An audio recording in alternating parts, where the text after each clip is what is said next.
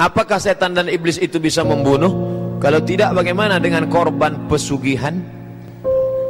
Manusia bisa nggak bunuh? Bisa. Diambil pisau, mati.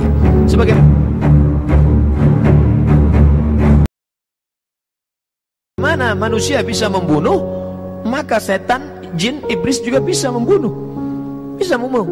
Manusia bisa membunuh, tapi yang menghidupkan dan mematikan Allah. Berapa banyak orang dibunuh 10 tikaman tidak mati karena belum ajalnya tiba.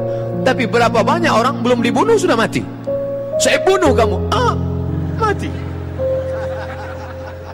Jadi jangan katakan dia mati karena dibunuh, tapi mati karena ajalnya sudah tiba. Adapun perbuatan pembunuhan itu adalah perbuatan manusia, perbuatan jin. Oleh sebab itu maka kita baca zikir Hisnul Hasin, maksurat, doa pagi petang, itu untuk menjaga supaya jangan sampai kita disantet. Ada orang dengki lalu dia kirim jinnya, hai jin tolong bunuh itu. Yang mana? Itu yang ustaz yang ceramah itu. Yang mana? Itu yang itu, tuh bunuh. Pas dia mau bunuh nggak jadi. Kenapa? Kasihan terlalu kurus gitu. Ustaz, gimana hukumnya kredit rumah, kredit kendaraan? Lihat dulu akadnya. Rumah dengan uang, uang dengan barang, boleh. Dalilnya mana? Sahabat membeli Barirah, dicicil selama 9 tahun, cicil kredit, boleh.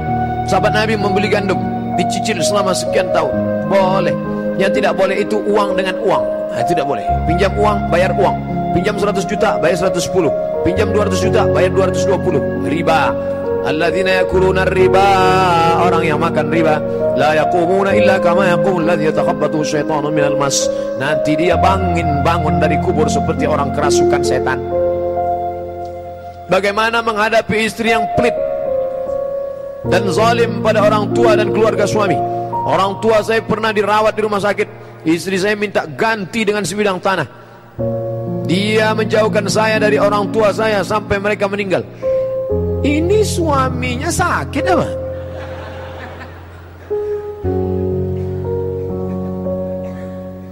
Kelihatannya ini yang jadi kepala rumah tangga suami apa istri? Ar-rijalu, laki-laki, qawwamuna 'alan nisa. Dia yang meluruskan perempuan. Khuliqatil mar'atu min dhila. Perempuan itu diciptakan dari tulang rusuk. A'wajuha a'laha, tulang rusuk yang paling bengkok. Perempuan ini diciptakan dari tulang rusuk yang bengkok. In akhadta aqamtaha kasartaha. Kalau kau paksa lurus dia akan patah. Kalau kau ikut kau akan bengkok. Kalau kau ikut perempuan kau jadi bengkok. Kalau kau paksa lurus dia akan patah. Jadi bagaimana? Ya pandai-pandai cari orang-orang tua, datang kepada para ustaz. Gimana nih Ustaz Dery Sulaiman, gimana nih Ustaz Arifin Ilham, meluruskan istri saya yang bengkok ini supaya jangan sampai patah. Ini bengkok sekali nih. Sampai orang tua dilarang dekat. Wah, ini harus punya keberanian yang luar biasa. Gimana mau poligami kalau gini?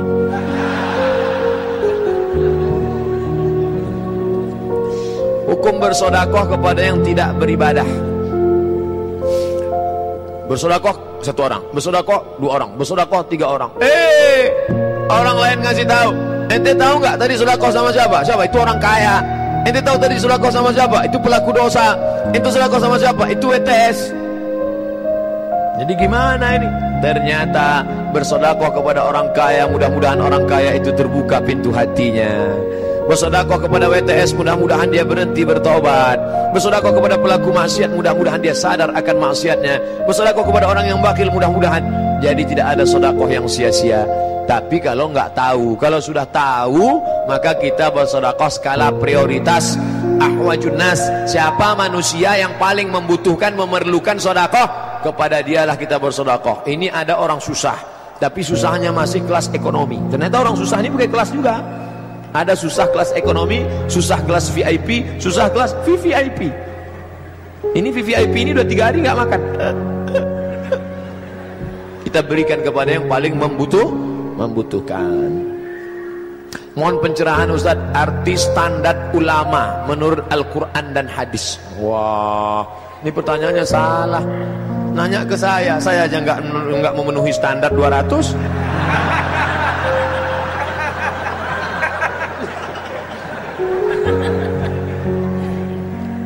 Standar ulama yang pertama, Innama yakhshallaha min ibadihil ulama. Takut kepada Allah. Ulama itu mesti takut kepada Allah, bukan takut kepada penguasa, bukan takut kepada harta, bukan takut kepada rakyat jelata, bukan takut kepada manusia. Innama yakhshallah, takut kepada Allah, min ibadihil ulama. Dua, al ulama warasatul anbiya, mewarisi sifat para nabi. Bagaimana nabi? Mengajak bukan mengejek, merangkul bukan memukul, mengayomi, melindungi, bukan meracuni dan merusak. Maka ikuti dia. Yang ketiga, berilmu. Jadi kalau ada orang mengajak, ayolah kita sholat, ayolah kita puasa, ini da'i, mengajak ke jalan Allah. Ud'u ila sabili rabbik, ajak orang ke jalan Allah. Tapi kalau sudah masalah tanya jawab, saya pun menjawab yang saya tahu, yang bisa. Yang saya nggak ngerti, saya pending dulu. Berapa kali saya nggak menjawab pertanyaan, mohon maaf, nanti saya pulang dulu, saya baca dulu. Tapi kebetulan karena bisa, pertanyaannya berulang-ulang saya jawab. Ini Imam Malik 48 pertanyaan, dia jawab nggak sampai setengah. Nggak takut, nggak malu mengatakan saya tidak tahu. Takut kepada Allah, mengikuti sunnah Rasulullah SAW, berilmu, mengamalkan ilmunya. Yang keempat, yang paling penting, wa ma umiru illa liya'budullah mukhlisin, ikhlas. Tidak ada ulama tanpa keikhlasan. Doakan para ulama, ustaz-ustaz kita, bil khusus Ustaz Somad, mudah-mudahan ikhlas karena Allah SWT. Amin ya Allah. Apakah berjanji dan nazar itu sama? Saya berjanji, kalau saya lulus nanti, saya akan puasa 3 hari. Saya bernazar, kalau saya lulus nanti, saya akan puasa 3 hari. Sama apa enggak sama? Nazar, inni nazartu lirrahmani sauma, aku bernazar kepada Allah ingin berpuasa. Walan ukallima al-yawma insiya, aku tidak akan bicara kepada manusia. Nazarnya Maryam. Oleh sebab itu maka ungkapannya katanya janji, tapi sebenarnya maknanya adalah nazar. Al-wa'du dain, janji adalah hutang. Hutang wajib ditunaikan. Fadainullahi ahaqqu an yuqda, hutang kepada Allah lebih layak untuk ditunaikan. Maka jangan macam-macam dengan janji. Ya Allah, saya berjanji kalau berhasil nanti saya akan kurban tahun ini, tapi kalau saya nggak berhasil sampai mati saya nggak akan kurban. Ini ngancam Allah. Ya boleh. Apakah ada amalan khusus untuk doa sepertiga malam Ustaz agar doa kita diijabah Allah? Alangkah baiknya doa itu dalam keadaan bersuci. Alangkah baiknya doa itu menghadap arah kiblat. Alangkah baiknya doa itu didahului solat sunat 2 rakaat. Alangkah baiknya doa itu didahului puji-pujian. Alhamdulillahirabbil alamin, wassalatu wassalamu ala asyrafil anbiya wal mursalin wa ala alihi washabihi ajmain. Ya Allah, ya Rahman, ya Rahim, ya Malik, ya Qudus, ya Salam, ya Mu'min, ya Muhaimin, ya Aziz, ya Jabbar, ya Mutakabbir, ya Khaliq, ya Bari, ya Musawwir, ya Ghaffar, ya Wahhab, ya Razzaq. Melelehkan air mata, bermunajat kepada Allah Subhanahu wa taala sepertiga malam yang terakhir. Bagaimana cara ngitung sepertiga malam Pak Ustaz? Dihitung dari azan maghrib ke azan subuh bagi 3. Azan maghrib jam 6, azan subuh 4.30. Dari jam 6 maghrib ke 4.30 subuh, hitung berapa jam bagi 3. Sepertiga yang terakhir itulah waktu mustajab. Begitu kata Syekh Ali Jum'ah. Apakah bisa dalam doa sepertiga malam saya ada si dia yang saya tidak tahu namanya, tapi hanya terbayang wajahnya aja? Mohon pada Allah untuk mendapatkan ridha Allah agar dia jodoh saya. Oh, berarti baru ngelihat wajahnya di FB doang. Ya Allah, pertemukanlah aku dengan si dia. Kalau memang dia jodohku, maka pertemukan aku ya Allah. Tapi kalau tidak, cepatlah matikan dia atau matikan aku. Aku tidak bisa hidup tanpa dia. Engkau lebih tahu daripada Allah Subhanahu wa ta'ala. Boleh enggak nyebut nama Pak Ustaz? Boleh. Allahumma a'izzal islama bi umarain. Ya Allah, kuatkan agama Islam ini dengan 2 Umar. Umar bin Khattab dengan Umar bin Hisham. Ada 2 orang yang sangat perkasa, yang satu namanya Umar bin Khattab, yang satu namanya Umar bin Hisham. Nabi sebut namanya. Ya Allah, kuatkan agamamu ini dengan 2 orang. Kalau masuk Islam yang 2 ini, Islam akan kuat. Pertama Umar bin Khattab, yang satu lagi Umar bin Hisham. Dan yang masuk Islam Umar bin Khattab. Setelah Umar bin Khattab masuk Islam, menjadi kuat. Ya Allah, ini ada 2, satu Aisyah, satu Fatimah. Maka kuatkan aku dengan keduanya sekalian. Istikharah, minta kepada Allah Subhanahu wa ta'ala. Semoga Tuan Guru selalu dalam perlindungan dan pertolongan Allah. Amin. Apakah hukum menjawab salam orang di luar agama Islam? La tabda'ul yahuda wan nasara bis salam. Jangan mulai mengucapkan salam kepada Yahudi dan Nasrani. Kalau jumpa Yahudi dan Nasrani jangan katakan assalamualaikum. Lalu gimana? Selamat pagi, selamat sore, good morning, good afternoon, welcome. Sejak makan roti ini lancar bahasa Inggris. La tabda'ul yahuda wan nasara bis salam. Makanya kalau kita ceramah di tempat umum, assalamualaikum warahmatullahi wabarakatuh, salam sejahtera buat kita semua. Lalu kemudian kalau dia yang ngucapin salam gimana Pak Ustaz? Idza sallama alaikum ahlul kitab. Kalau ada ahlul kitab mengucapkan salam kepada kamu, faqulu wa alaikum, maka jawabannya wa alaikum. Wa alaikum artinya kamu juga, you too.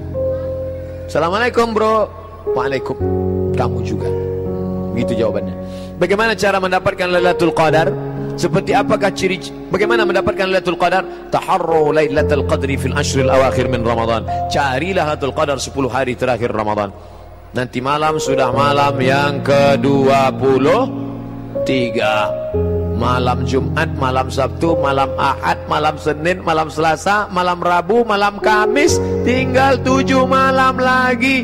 Malam Jumat sudah tidak lagi. Malam Jumat Allahu Akbar, Allahu Akbar, Allahu Akbar. 7 malam lagi, jangan sampai kosong. Datang ke masjid, iktikaf. Isi dengan apa? Pertama, isi dengan qiyam, salat sunat, salat sunat, salat sunat, salat sunat. Isi dengan baca Quran, baca Quran, baca Quran. Isi dengan zikir, isi dengan mendengarkan tausiah tazkirah, mau'izah hasanah. Isi dengan muhasabah, merenung sejenak. Aku dari mana? Mau ke mana? Mati bawa apa? Umur selama ini panjang tapi tidak dipakai untuk mengingat Allah. Rezeki selama ini banyak tapi tidak dipakai dengan infak sedekah. Merenung sejenak. Ini banyak juga yang sampai ke masjid.